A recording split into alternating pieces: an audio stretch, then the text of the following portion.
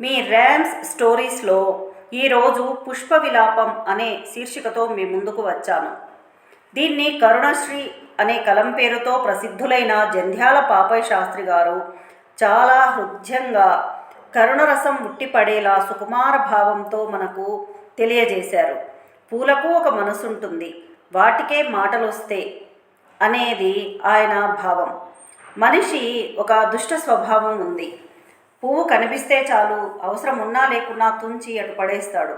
అటువంటి సమయంలో పువ్వుల మనసులో బాధ ఎలా ఉంటుంది అనేది ఆయన మనకు వివరంగా తెలియజేశారు. పూజ కోసం పూలు కోయటానికి పొద్దున్నే లేచి తోటలోకి వెళితే ఉదయశ్రీ అరుణారుణ కాంతులతో ఉద్యానవనం కలకలలాడుతున్నదట.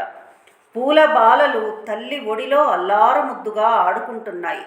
అప్పుడు నేనొక పూల మొక్క దగ్గర నిలిచి చివాలున కొమ్మ వంచి పూలు కోయబోగా అంతలో ఆ పూలన్నీ జాలిగా నోళ్లు తెరిచి మా ప్రాణాలు తీస్తావా అంటూ బావురమన్నాయి. చాలా బాధ కలిగింది. నా మనసులో ఏదో తడుక్కున మెరిసింది. అదే పుష్ప విలాప కావ్యమైంది అంటాడు కవి. తల్లి ఒడిలో తలిరాకు తల్పమున ఆడుకునే మమ్మల్ని బుట్టలందు చిదిమి మోక్షమనే ధనం కోసం అమ్ముకొంటావా? హృదయమే లేని నీకు పూజలెందుకోయి? జడమంతులం మేం, జ్ఞానవంతుడవు నీవు. బుద్ధి ఉన్నది, భావ సమృద్ధి ఉన్నది, మరి బండబారినదేమోయి నీ గుండెకాయ. శివునకై 4 చిన్ని పూలు పూయవా అంటూ ఒక సన్నజాజి కన్య తన సన్నని గొంతుతో నన్ను చూసి చెబుతోంది. ప్రభు, నా ఆయువు కేవలం 4 ఘడియలు. కనిపెంచిన తీగతల్లికి గొప్ప వేరు తెచ్చి తీరుతాను. తన చేతులలో స్వేచ్ఛగా ఉయ్యలలూగుతూ మురియుచుంటాను. ఆయువు తీరగనే హాయిగా ఆమె చల్లని కాలి వేళ్లపై కన్ను మూస్తాను. ఎందుకయ్యా మా స్వేచ్ఛాభిమానానికి అడ్డు వస్తావు? మేం నీకేం అపకారం చేశాం? గాలిని సుగంధం పూసి గౌరవిస్తాం. కమ్మని తేనెలతో మమ్మ ఆశ్రయించిన భ్రమరాలకు విందు చేస్తాం. మీలాంటి వారి నేత్రాలకు హాయి కూరుస్తాం. స్వతంత్రులమైన మమ్ము స్వార్థ బుద్ధితో ఆగము, తుంపవద్దు. తల్లికి బిడ్డను వేరు చేస్తావా అంది. ఆత్మసుఖం కోసం అన్యుల గొంతు కోసి తెచ్చే పుణ్యాత్ముడా, నీకు మోక్షం ఎట్లా అబ్బుతుందయ్యా? నెత్తుటి చేతి పూజను ఆ విశ్వాత్ముడు స్వీకరిస్తాడా? చరాచరవర్తి ప్రభువు మా పవిత్రాత్మలను అందుకోడా? నడమంత్రపు నీ తగులాట ఎందుకోయి? అంతలో ఒక గులాబీ బాల కోపంతో ముఖమంతా ఎర్రజేసుకుని ఇలా అన్నది. ప్రభు, ఊలు దారాలతో మా గొంతుకు ఉరి బిగించి గుండెలో నుండి సూదులు గుచ్చి మాలగా కూర్చి కొందరు తమ ముచ్చటైన జడల్లో ముడుచుకుంటారు. అయ్యో, దయలేని వారు మీ ఆడవారు.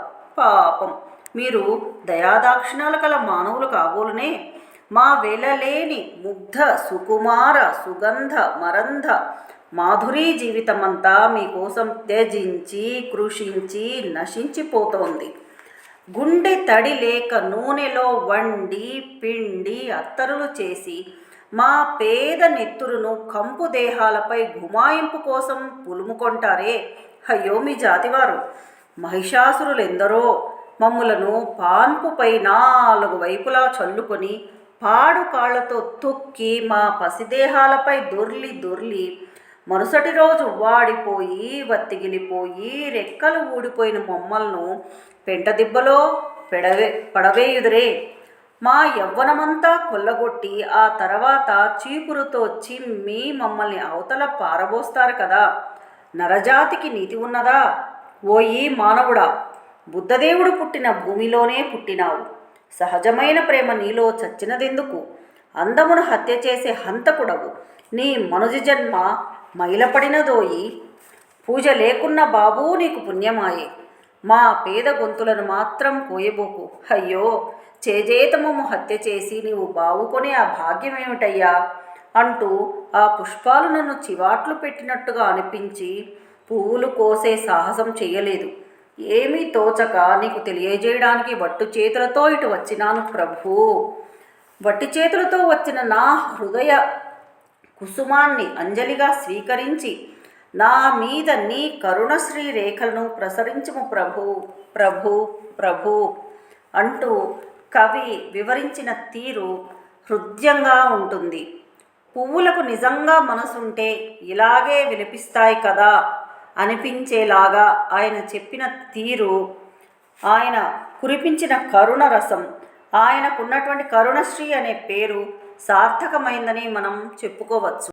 Please like, share and subscribe.